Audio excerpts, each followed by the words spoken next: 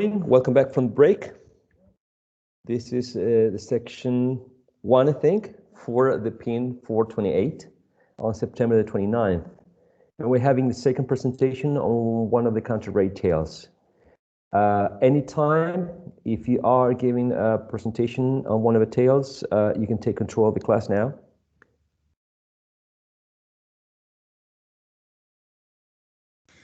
Okay, Catherine is going to share the screen. Alrighty.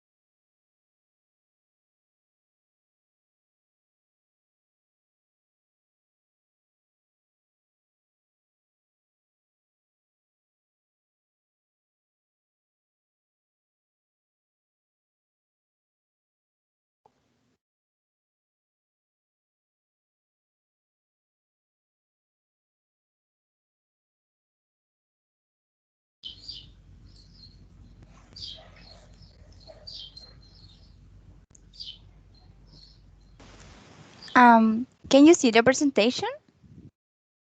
Yes. Not yet. Okay. Not yet. I can see. Yes. Yes. I'm going to put the first. Here we have. So everyone can see it, right? Yes. Okay. Good afternoon now. Professor, good afternoon, classmates. We are going to talk about the physician's tale from the Canterbury Tales. I don't know if you can hear me clearly because I hear some interruption. I don't know, but well, loud and clear. Okay. I can hear you. Thank you. We are going to start with the author. The author is, of course, Geoffrey Chaucer. He born in 1340 in London, England. He came from a burgess family, and since he was young, he received kind of the influence to write. When he was 20, he became part of the royal service, and then he married a girl that she was related with the court, so became really close to the royal court in that time. He was part of the nobility. That give he's the chance to travel around a lot and to doing diplomatic missions. In one of those missions, he had the chance to go to Florence and Genoa, and there he was kind of close to the work of Dante and Petrarch. A lot of his work was influenced by that. The Canterbury Tales are specifically influenced in Boccaccio. Boccaccio wrote the Cameron. The Cameron is also a book that contains a series of small tales. Geoffrey Chaucer died when he was 60 by unknown causes, and he was buried in Westminster Abbey, in what is like the Poet's Corner.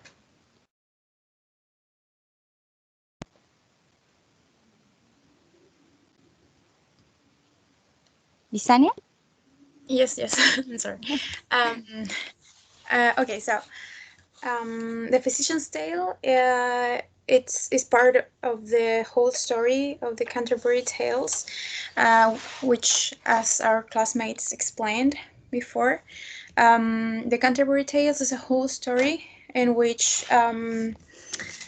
in which there are a series of stories of tales told from the perspective of 29 pilgrims that were traveling from London to Canterbury in order to venerate the shrine of Thomas Becket. They were making this journey, and during this journey they tell different tales. And the one that we are going to talk about is the Physician's Tale. The narrator is omniscient the whole story, because he knows everything about everyone, what they think, what they feel, everything. So Catherine, can you please continue with the other slide? Okay. Just give me a moment. Okay, so we are going to start with the characters. Here we have the main characters, the protagonist, which is Virginius. Virginius is a knight of noble birth, a very wealthy and powerful man, and his daughter, Virginia. Then we have Appius and Claudius. Both of them are kind of the antagonists, and we are going to know more about them when I will explain the plot. The setting of the story, there is no a specific city for this story, but of course it's in Europe. And the story it's developed in the center town of this city, in the court, and in the house of the knight Virginius. The plot. So, as I said before, the story is about Virginius. Virginius was a very wealthy and powerful man who had an extremely beautiful daughter. She was kind of perfect, like virtuous, like anything. She had all the good characteristics that a good girl should have. And her name was Virginia. Well, one day, she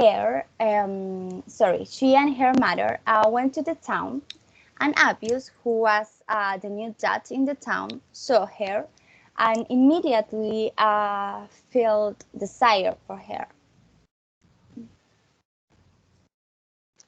Appius became a little obsessed with her, with Virginia, and of course tried to be close to her, tried to be with her. So he made a plan to get her. He hired Claudius to pretend that she was his stolen slave. That, of course, wasn't true, because Virginia was the real daughter of Virginius. Well, so Claudius accused Virginius in the court, and the judge ruled in his favor. Appius ordered Virginia to be taken from Virginius' home and to go with Claudius. So Virginius couldn't accept this situation, and he knew that he had to do something to protect the virtues of his daughter. So he decided that Virginia must die. So in that way, Claudius could be unable to take Virginia, of course. So Virginius killed his daughter, and he came back to the court with the head of Virginia. The judge determined that Virginius must be hanged because of the crime. Nevertheless, the people in the town prevented Virginius' death and accused the real criminal, which were Appius and Claudius. Appius went to prison. Claudius was exiled of the town. And that is the story. Well, as you can see, the history, the tale doesn't have a prologue. It's quite basic. It's just the tale itself. So now we're going to continue with the historical context and the social background. Can you please continue with the other slide?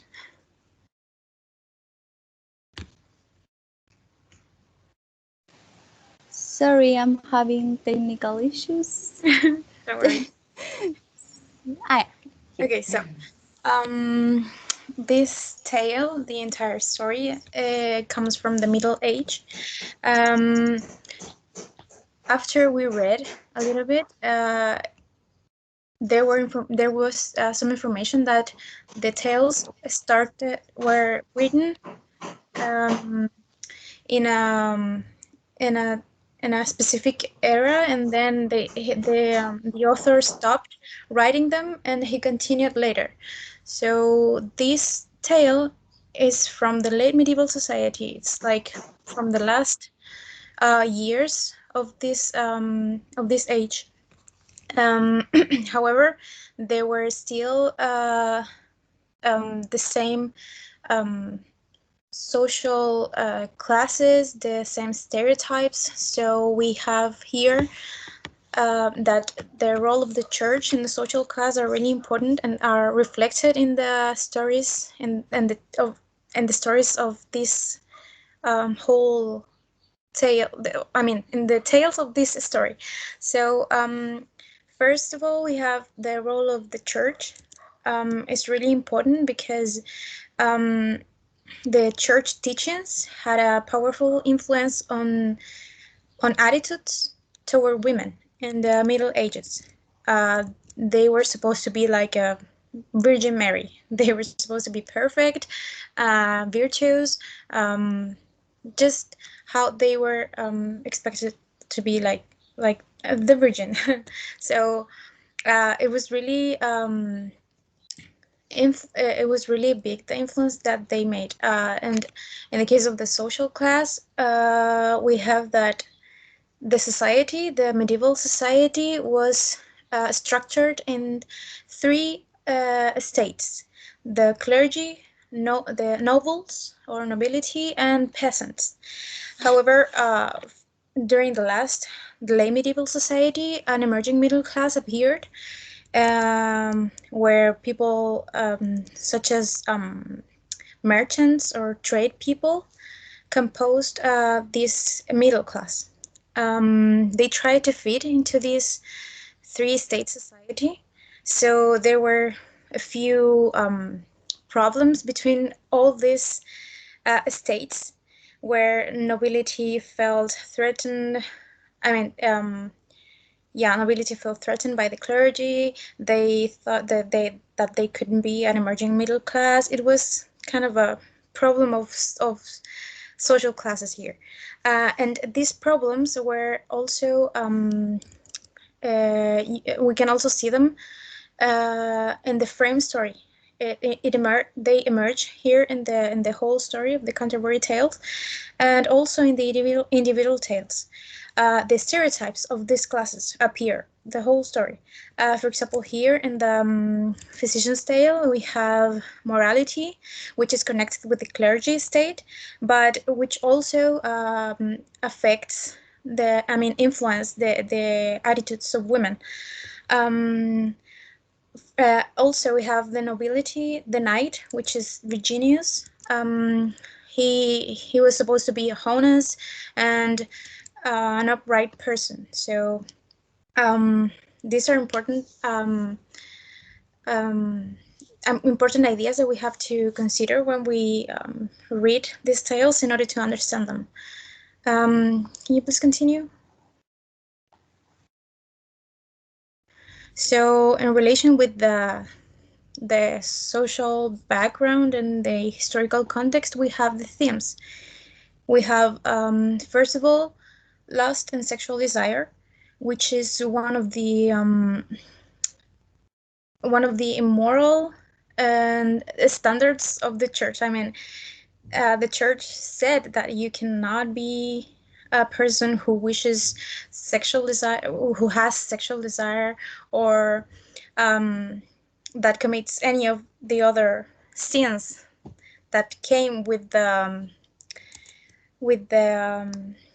temptation of Eve to Adam Adam when they eat the forbidden fruit. So it's related with that. We also can find corruption from Appius, because he was a judge. He was supposed to be a noble person, someone who was honest and upright, but it was more known. They were more known because they just decide. I mean, I'm sorry. He made that everything went into his favor using his power. So we also have corruption here. The value of chastity is also important because, as I said, the church teachings were powerful influence, and women were supposed to be like Virgin Mary.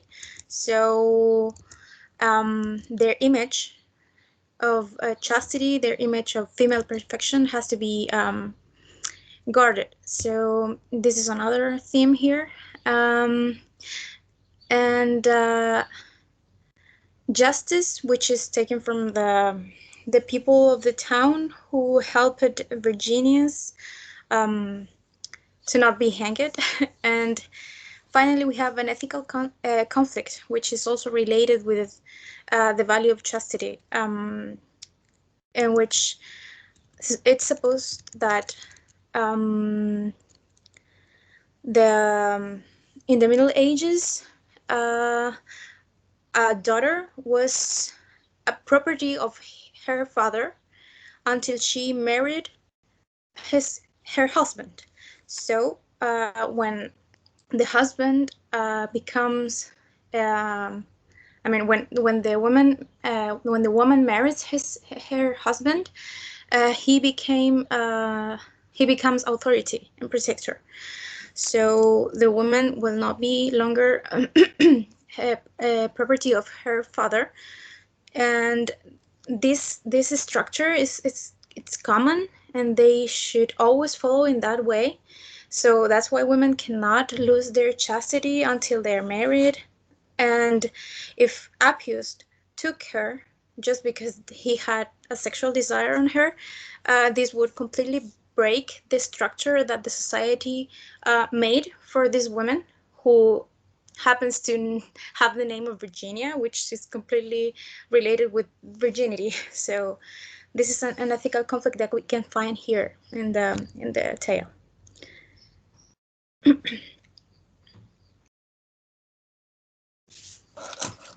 So now we are going to talk about the literal devices that we found in the tale. Sorry. Okay. Here we have the first one, an hyperbole. I'm going to read it. Fair was dismayed in excellent beauty about every person that one may see. Well, of course, this is an exaggeration, just to kind of say that she was extremely beautiful, that she was a pretty person. So that is the idea. The next one is, and if her beauty was excellent, 1,000 times more virtuous was she. Well, of course, it's also an exaggeration, and they use the 1,000 times just to say that she was extremely, or she was virtuous beauty. The next one is by right away, 1,000 people burst in. Of course, the 1,000 people, it's also just a way to say that they were a lot of people bursting in the place. Then we have the personification. As though as you will say, law and nature, whatever complexion they have or whatever shapes. Well, this can look a little confused, but we just take 2 lines from an entire passage because it was too long to put it all on the PPT. But the idea of this is that it's the nature talking. The law and nature, it's just it's a way to say kind of I am the nature, and the nature start talking about what she did and all of that. So that's the idea. So they give the nature and human characteristics. And then we have the simile. The first one is, though she was wise as Pallas, I dare say. So she's here the author is comparing the wisdom of Virginia with Pallas. Pallas, which is Athena's, the goddess of wisdom. The next one is, and with a face as dead as cold ashes. Well, here we can see a comparison to comparing the face that look very dead as cold ashes. So very, very dead. And there we have a metaphor. We'd say under a soft and negligent shepherd, the wolf has many a sheep and lamb torn to pieces. Where here the author was talking about people, women who take care of young ladies. I mean, the women that should be educate them to be correct, to be virtuous, to all the topic of virginity and all of that. So the thing is if this person that is taking care of them is negligent, of course the wolf or the bad people or the bad men can harm these girls.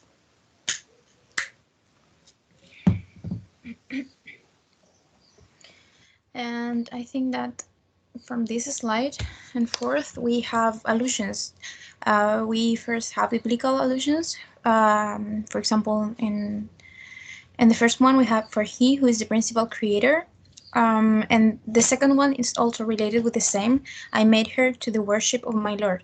Both are referring to God. The author talks here about God.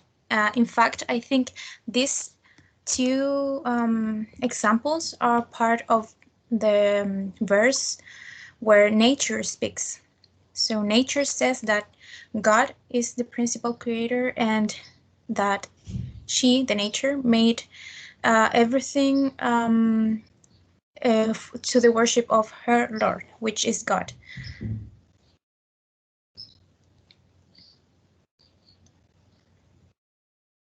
And here we have, biblical allusions again. This is quite long because, I mean, we decided to put it entirely because this is, I'm going to read a few words. It says, for truly Jephthah gave his daughter grace. Gave his daughter grace to lament before he slew her Alas. But when here it talks about in the tale, it's talking about Virginius, who gave her daughter Virginia some time to lament before he will kill her. So and then it says, and God knows it, her trespass was nothing except that she ran first to see her father. Maybe if we read this, we won't understand why the author is talking about this, why the man would kill her daughter just because she trespassed the door. She was the first one to trespass the door and see her father. But the important thing here is that if we search Jephthah on internet, you will find that this is is part of a story of the Bible, in which we have a man who made a promise, and that after a war, he would kill the first person that came to say hello to her door. And the first person was her daughter. So this is related with that biblical passage. now you can continue. Okay. And here we have Greek mythology allusions. We have, first of all, Phoebus, which is the god of the god of sun, if I'm not wrong. I mean, if I'm not saying that in the wrong way, but you can see that later says resembling the rays of his burnished sunbeams. Phoebus is the god of sun. Then we have, though she was wise as Pallas, as Catherine said before, Pallas is Athena's, and who is the goddess of wisdom. Continue. Then we have Bacchus. Bacchus had no mastery over her mouth, for wine in youth does increase veins. For wine, when we read this, we can understand who is Bacchus. Bacchus is Dionisio, the god of wine, and yeah, well, this is another allusion to Greek mythology. I don't know if we have another one. No, that is the last one. Oh, I thought there was just okay. Yeah, no, that is the last one. so that's it. It was shorter than the other one because it doesn't have what's the name of this? A prologue. Yeah, it doesn't have a prologue. The history, some people said that this history doesn't have any sense because it's like it was just from the moment, like the physician just wanted to say something to tell a tale in order to be part of the competence that they were doing while they were going to to Canterbury.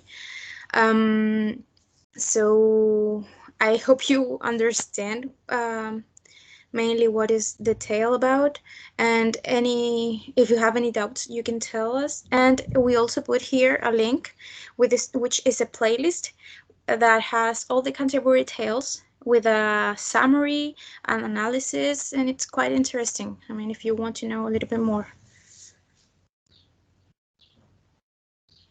Thank you so much. Now it's open for everyone to pitch in. All right, everyone who wants to make a comment. It's a very, very interesting story. I also heard or read about this rushed intent of the physician to participate in this contest. Remember that the winner, according to Harry Bailey's, the owner of the Tavern Inn, was offering a free meal. So I guess that was probably one of the hooks, right, for this interesting story in which we see this right that a parent has over children, particularly over daughters, and also this value of chastity that was highly valued before marriage, right? And this lecherous and corrupt judge who is exercising his power to gain just sex as a reward of his behavior. Very interesting story. Visania, there are many cautionary tales in their tales written by Chaucer. All cautionary tales have a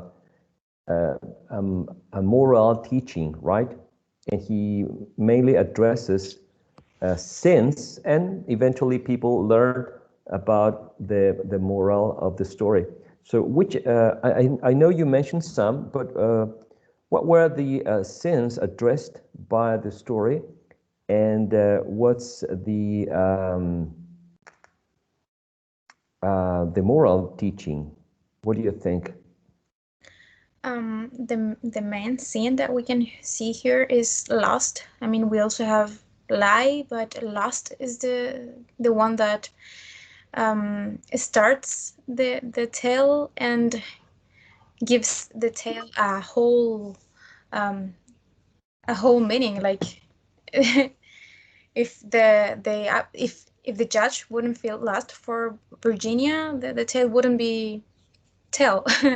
So I think it's the main scene that we can see here in this tale, and the message that the author tries to give to the readers is, I mean, at the end of the tale, there is one phrase that the physicians said, and it's forbid. No, it's not forbid. It's for sin, or I don't remember exactly what is the word. Forsake. Forsake? That's yes. Forsake your sins before sins forsake you. It doesn't have too much sense what he says, but I think it's just to give some sense of morality to people, so that you don't have to commit this sin because it's bad.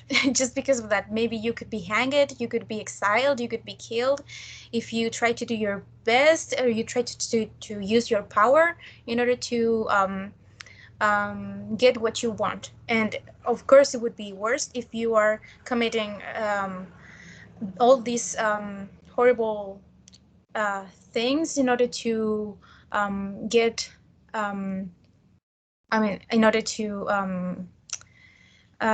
fulfill a sin. I mean, a wish that you have, and it's related with a sin.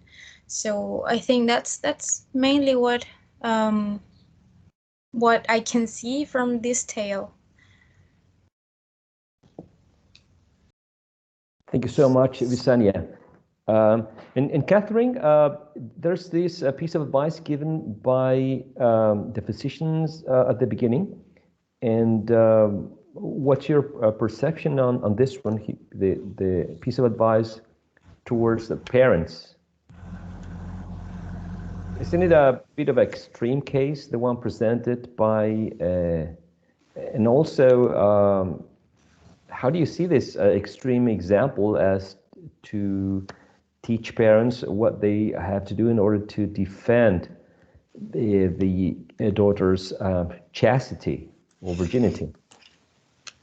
Well, I think that, of course, it's a little extreme if we see this under our point of view, like in the modern times. It looks clearly too much to defend the virtues of the daughter. But if you kind of analyze it under the point of view of these times, it was something like very, I'm not going to say common, but it was really important for a girl to be virtuous, to the chastity, the virginity, and all of that. So maybe the future of the girl was going to be worse than that if the father didn't do anything. We don't know, like on the society was going to react for a girl that wasn't virgin, or that wasn't chastity to all before marriage. So maybe kind of what I take from the tale, it's something like the idea of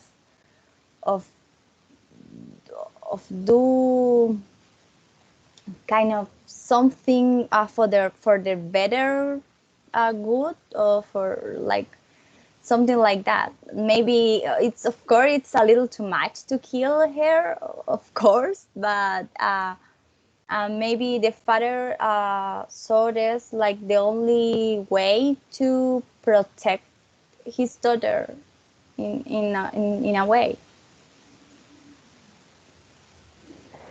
Right. I also see this protection taken.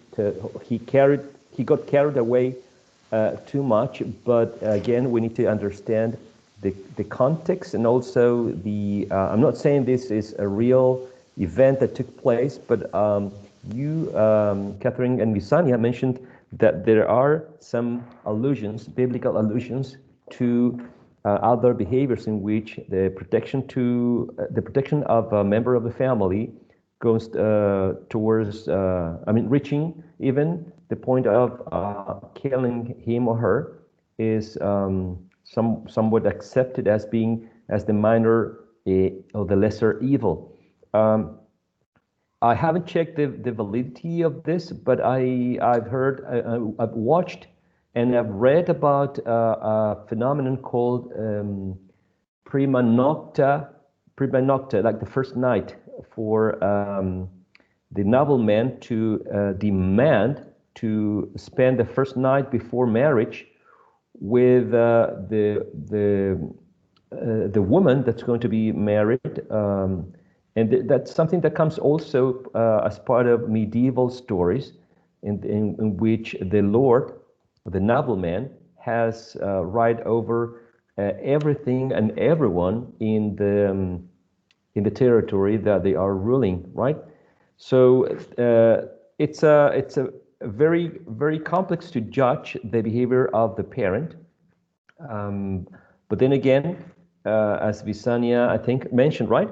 This story is judged by many as quite complex, like almost written in a rush, and there were some elements, part of the story, which do not make 100% sense, okay?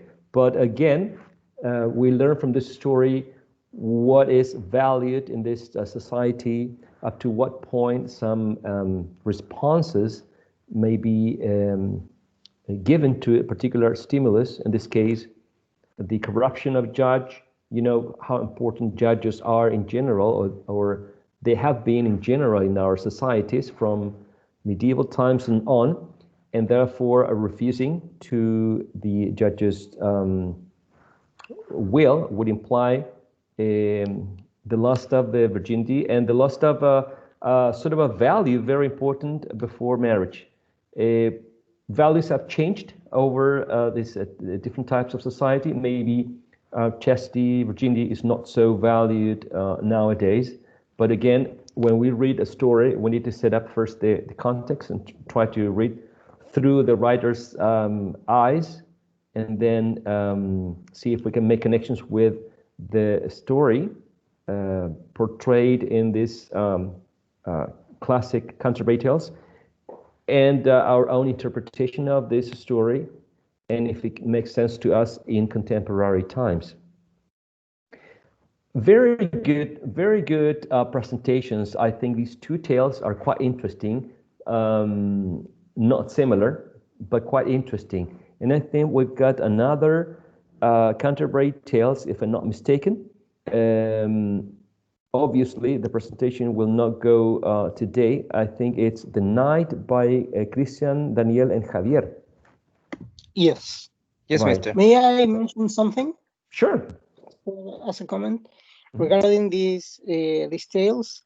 I noticed that it was quite interesting noticing the change of the beliefs of people in these three tales, because regarding ours, the author and the characters mentioned many different gods in what they rely and why they took the decisions regarding destiny, everything based on what the gods has said or are mentioned, maybe. But regarding the previous tale, our classmates mentioned that it was the biblical allusions in relation to one God, but I can't remember if in the first one our classmates mentioned one or two gods. I can't recall, but in relation to that, I can highlight the way that beliefs may differ in these different tales.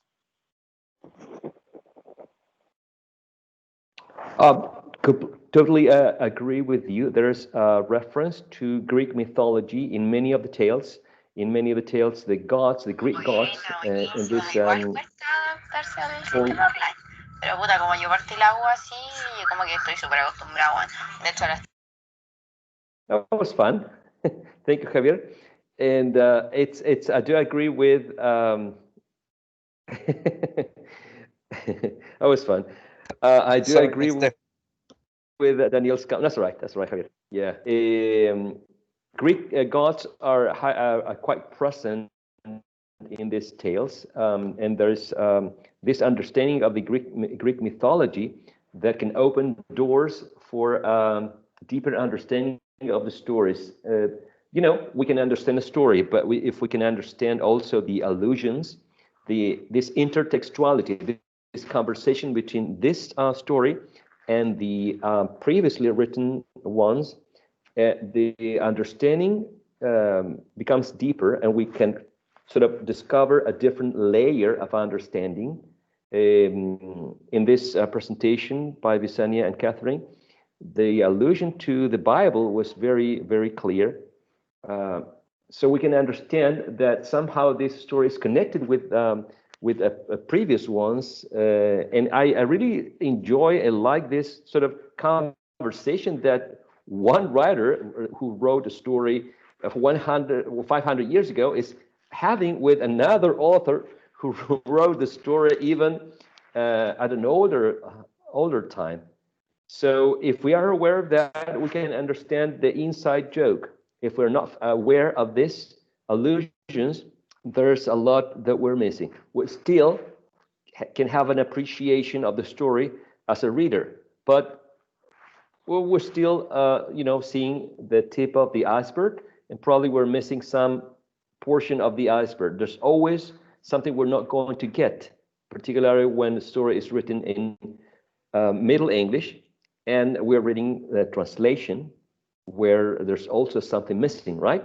But then, if we're familiar with these elements as the figures of speech that enrich the language, that can create other echoes in our understanding as a reader. And also, there's something interesting that is maybe the next group is going to mention something about the writing style, something connected with iambic pentameter, because iambic pentameter is used by writers and is also used by Shakespeare. The Shakespeare sonnets that we're going to start after the Canterbury Tales. So I think that would be also an interesting element to consider. I'm going to type it in the chat box. Iambic pentameter. Sorry, iambic pentameter. The second one, please, and see if you can find any information about this and this metric system, right, to write poetry, and Geoffrey Chaucer, or Geoffrey Chaucer's Canterbury Tales, and the knowledge of this. If you become acquainted with this, that can help you with the understanding of Shakespearean sonnets later. Okay. Thank you for joining this session. Any comment or questions before we close up the session?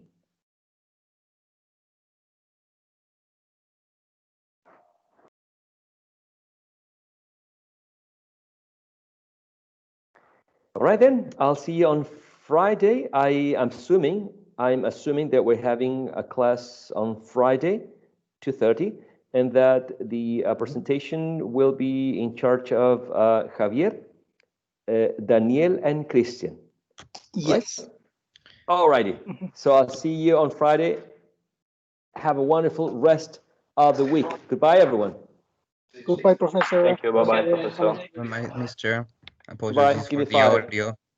Bye. No problem. It was fun. All right.